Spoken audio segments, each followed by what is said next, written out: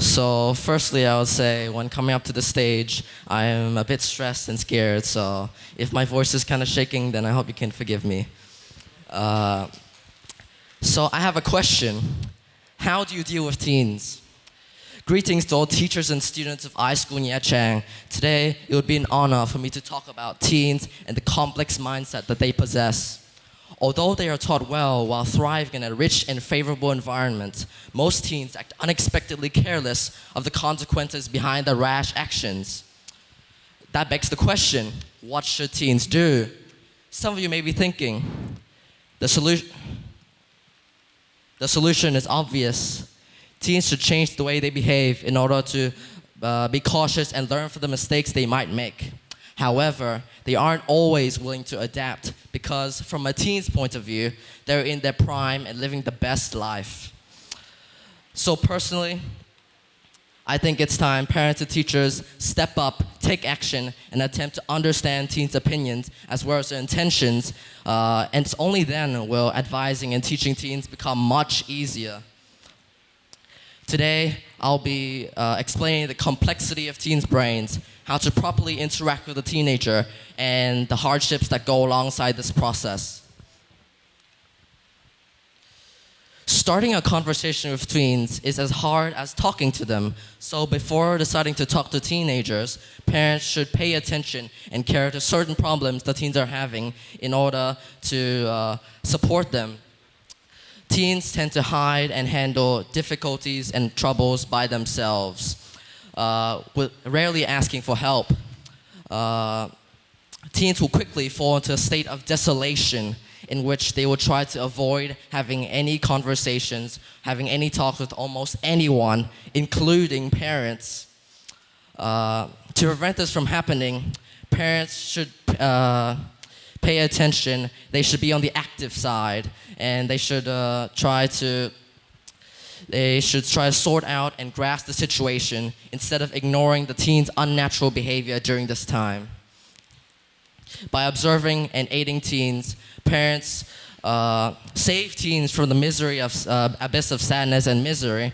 They gain needed appreciation, and they are one step closer to successfully starting a conversation between teenagers. Teens are aware of many things, but they aren't aware of how things affect them, like their mood, the surroundings, or even when they talk, they care about who they are talking to, and that aspect varies depending on the relationship between parents and teens. Moreover, when parents talk to teens when they feel excited, happy, or even surprised, it will almost always lead to significantly longer and more positive conversations between parents and teens, tightening the bond between both sides as each side begins to understand each other more. On the other hand, teens showing signs of negative emotions such as sadness, anger, or even annoyance through the tone of their voice or sloppy and tiring actions might be an indication that they need some time alone in order to get themselves back together. Because, unlike parents, it isn't easy to manage and handle their emotions at their own will. Most teens might not have a lot in their minds, sometimes only studying and playing, so they tend to turn their attention towards little things, like the surroundings, the things and conditions around teens. Choosing where you talk to teens is a deciding factor to whether the interaction goes smoothly or not. Therefore, only the most suitable places should be chosen. The majority of teens would prefer a peaceful and chill place, like a coffee shop, where teens can talk and relax and at the same time drink and satisfy themselves with their favorite beverages. Finally, continuing to improve, adjust the relationship between parents and teens is the key to experiencing mutual trust and care from teenagers. By dedicating and investing your time and dedication, parents are able to eat most of the conflict and pressure of having to make up a relationship with parents with teens will be eased away before it's too late. And in addition, parents and teachers are able to spend quality time with teenagers And on top of that, they receive well-deserved respect and appreciation. Finally, to ensure that the next few generations of teens are well-established, well-educated, then we should never underestimate the difficulties of understanding teenagers, because they are the people who guide the next generation of teens based on what they learn from us. So, therefore, parents and teachers need to put in as much effort as possible into trying to bond with teenagers. And maybe one day, the relationship between parents and teens will become unbreakable. Thank you so much for listening.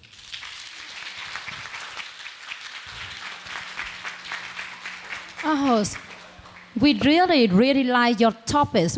You have a deeply solution to the problem with teen and parents and classmates. Do you think that modern technology, such as smartphone, have any influence on the behavior or the emotion or any activity of teen nowadays? Well, I see a lot of teens are using modern technology, and sometimes, obviously, it can help us because we have the internet. We can talk to our friends from a distance far, far away. It's much better than the old situation that we had before. However, the problem with modern technology right now is many teens are overusing it. And I think that there are many things on the internet that should not be seen by teens. It will seriously affect their values, and I think that it would be best to reduce the amount of usage of high technology with teens.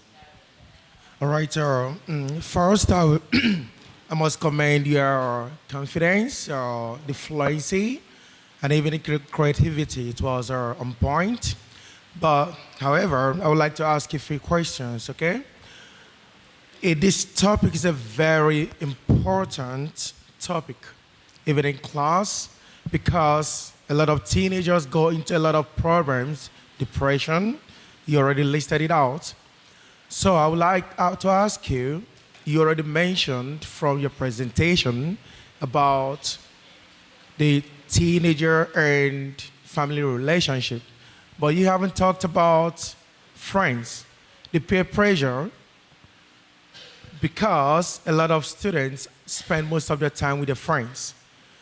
Do you think students go into a lot of peer pressure from their friends, and how do you feel, or what you would suggest that students should do to be able to, go a long way to avoid this? Because a lot of people are very influenced from their peer pressure, from friends, going to drugs, going to any kind of behavior because they feel their friends do the same. So how do you encourage other students to avoid this kind of rascality? Well, I think right now the peer pressure that students are receiving from their friends is mostly due to their friends changing, and basically some teenagers, they aren't able to consistently change and adapt to the surroundings with their friends. So the peer pressure, it just keeps on increasing until they decide to change. But sometimes they don't even want to change. And this creates even more peer pressure, and then it results in the teenager being lost. And well, when you talked about drugs, then it's basically the same thing. Some teenagers, they don't want to do drugs, but they're peer pressured by their friends, and they don't want to be left alone. So they have one way and one way only, that is to do drugs, unless they receive support from other people other than their friends. So, thank you.